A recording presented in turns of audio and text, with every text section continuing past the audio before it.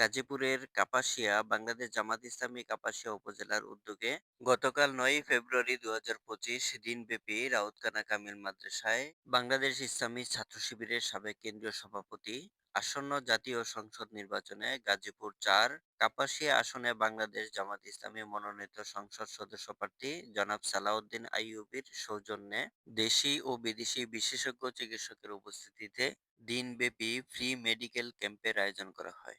London ও Ghana সহ মোট ১৫ জন doctor বিকেল ৫টা পর্যন্ত রোগী দেখেন। এদিকে চমৎকার এই আয়োজনে দিনব্যাপী ছিল মানুষের উপচে পড়া ভিড়।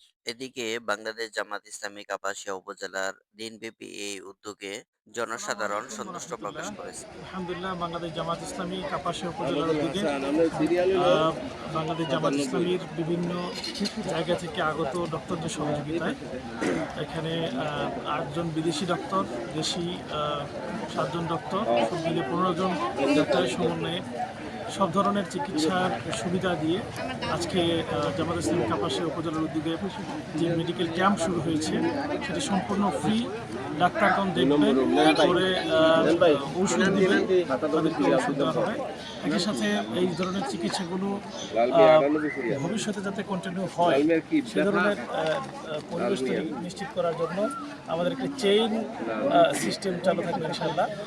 আর এটা বাংলাদেশ জামাত ইসলামীর থানা পর্যায়ে সর্বপ্রথম উদ্যোগ। এর পরবর্তীতে প্রত্যেকটি ইউনিয়ন পর্যায়ে এই উদ্যোগটা অব্যাহত থাকবে এবং এই চেষ্টার মধ্য দিয়ে আশা করি কাপাসিয়ার মানুষের কাছে চিকিৎসার সুবিধাটা একটু বেশি করে পৌঁছে দেওয়ার যে প্রয়াস সেটা অনেক বেশি সুন্দর এবং সাবলীল হবে। আমার বিশ্বাস মানুষ উপকৃত হবে। বাংলাদেশ জামাত ইসলামী চায় মানুষের কল্যাণ, মানুষকে দোরগোড়ায় তার নির্দিষ্ট যে অধিকার দায়িত্ব তার যে প্রাপ্য সেটা পৌঁছে দেওয়ার জন্য তার অংশ হিসেবেই শুধু লন্ডন থেকে আগত চিকিৎসক ভাইরা এখানে এসেছেন আমাদেরকে সহযোগিতা করতে। তাদের প্রতি কৃতজ্ঞতা জ্ঞাপন করছি। যারা চিকিৎসা সামগ্রী বিশেষ করে ঔষধ দিয়ে সহযোগিতা করেছেন তাদের প্রতি কৃতজ্ঞতা জ্ঞাপন করছি।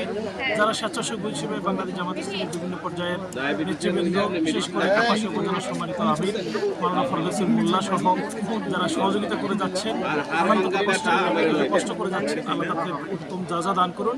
ভবিষ্যতেও যেন মানুষের পাশে জামাত ইসলামী থাকতে পারে। আপনাদের জন্য আপনাদের প্রতি এই ধরনের দোয়া কামনা করে মহান রব্বুল আলামিন আজকের এই ক্যাম্প কবুল করুন, এই প্রার্থনা করে আমার কথা শেষ করছি। ধন্যবাদ আপনাদের। আসসালামু আলাইকুম।